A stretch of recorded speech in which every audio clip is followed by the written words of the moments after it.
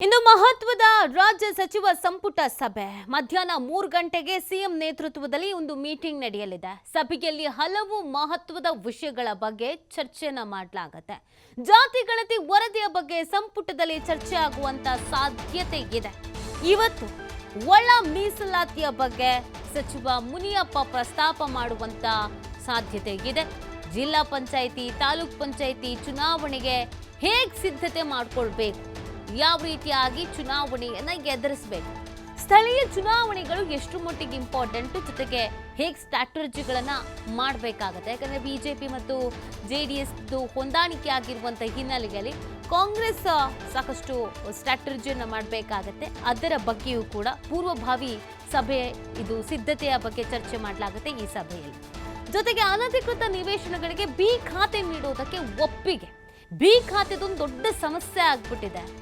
ಸಾಕಷ್ಟು ಜನ ಸಮಸ್ಯೆಯನ್ನ ಎದುರಿಸ್ತಿದ್ದಾರೆ, ಹೈರಾಣಾಗಿ ಹೋಗಿದ್ದಾರೆ. ಸೊ ಹಾಗಾಗಿ ಬಹುದಿನಗಳಿಂದ ಬೇಡಿಕೆಯನ್ನ ಇಡ್ತಾ ಇದ್ದಾರೆ. ಅನಧಿಕೃತ ನಿವೇಶನಗಳಿಗೆ ಬಿ ಖಾತೆ ನೀಡೋದ್ರ ಬಗ್ಗೆಯೂ ಕೂಡ ಇವತ್ತು ಒಪ್ಪಿಗೆ ನೀಡಬಹುದು ಅಂತ ಅಂದಾಜಿಸಲಾಗ್ತಾ ಇದೆ. ಅದೊಂದು ಸಾಧ್ಯತೆ ಇದೆ. ಇನ್ನು ಸಭೆಯಲ್ಲಿ ಘಟನೋತ್ತರ ಅನುಮೋದನೆ ನೀಡುವಂತ ಸಾಧ್ಯತೆ ಇದೆ. ಜಲಜೀವನ್ ಮಿಷನ್ ಅನುಷ್ಠಾನದ ಬಗ್ಗೆ ಚರ್ಚಿಸಿ ನಿರ್ಧಾರವನ್ನ ಕೈಗೊಳ್ಳುವಂತ ಸಾಧ್ಯತೆಗಳಿದೆ.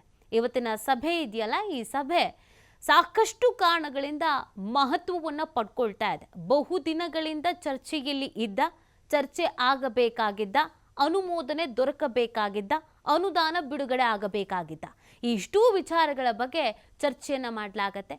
ಯಾವ್ಯಾವ್ದ್ರ ಬಗ್ಗೆ ನಿರ್ಧಾರ ಪ್ರಕಟಿಸಲಾಗತ್ತೆ ಅನ್ನೋದು ಕುತೂಹಲ. ನೋಡಿ, ಗುರುಪ್ರಸಾದ್ ಅಧ್ಯಯನ ಸಮಿತಿ ಶಿಫಾರಸುಗಳ ಬಗ್ಗೆ ಒಂದು ಚರ್ಚೆ ಆಗತ್ತೆ.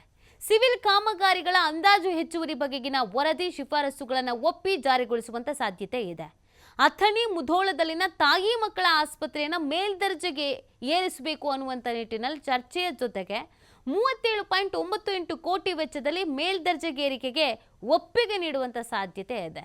Beyond Bengaluru cluster seat fund ಸ್ಥಾಪನೆ, ನವೋದ್ಯಮಗಳಿಗೆ ಅವಕಾಶ ನೀಡುವ ಬಗ್ಗೆ ಚರ್ಚೆ, 75 ಕೋಟಿ ರೂಪಾಯಿಯ ಹೊಸ ಯೋಜನೆಗೆ ಮೀಸಲು, ಮುರುಗುಮುಲ್ಲಾದ ಹಜರತ್ ಶಫಿ ಶಾ ವಲಿ ದರ್ಗಾಕ್ಕೆ ಮೂಲ ಸೌಕರ್ಯ, 31.99 ಕೋಟಿ ಅನುದಾನಕ್ಕೆ ಒಪ್ಪಿಗೆ ನೀಡುವಂಥ ಸಾಧ್ಯತೆ ಇದೆ. ಇನ್ನು ಚಿಂಚೋಳಿಯಲ್ಲಿ ಪ್ರಜಾಸೌಧ ಕಟ್ಟಡ ನಿರ್ಮಾಣ 10.91 ಕೋಟಿ ವೆಚ್ಚದಲ್ಲಿ ನಿರ್ಮಾಣಕ್ಕೆ ಒಪ್ಪಿಗೆ ನೀಡಬಹುದು. ಗದಗದಲ್ಲಿಯೂ ಪ್ರಜಾಸೌಧ ಕಟ್ಟಡ ನಿರ್ಮಾಣ 16 ಕೋಟಿ ಅನುದಾನಕ್ಕೆ ಒಪ್ಪಿಗೆ ಸಾಧ್ಯತೆ ಇದೆ. ಹೊರ ಬೀರಲಿಂಗೇಶ್ವರ ಸಮಿತಿಗೆ 2 ಎಕರೆ ಭೂಮಿ, ಹಾವೇರಿಯ ಗುಡ್ಡದ ಚಿನ್ನಾಪುರದಲ್ಲಿರುವಂಥ ದೇಗುಲ ಭೂಮಾಪನ ಇಲಾಖೆಗೆ ಸರ್ವೆ ಉಪಕರಣಗಳ ನೀಡಿಕೆ, 175 ಕೋಟಿ ವೆಚ್ಚದಲ್ಲಿ ಖರೀದಿಗೆ ಒಪ್ಪಿಗೆ ನೀಡುವ ಸಾಧ್ಯತೆ.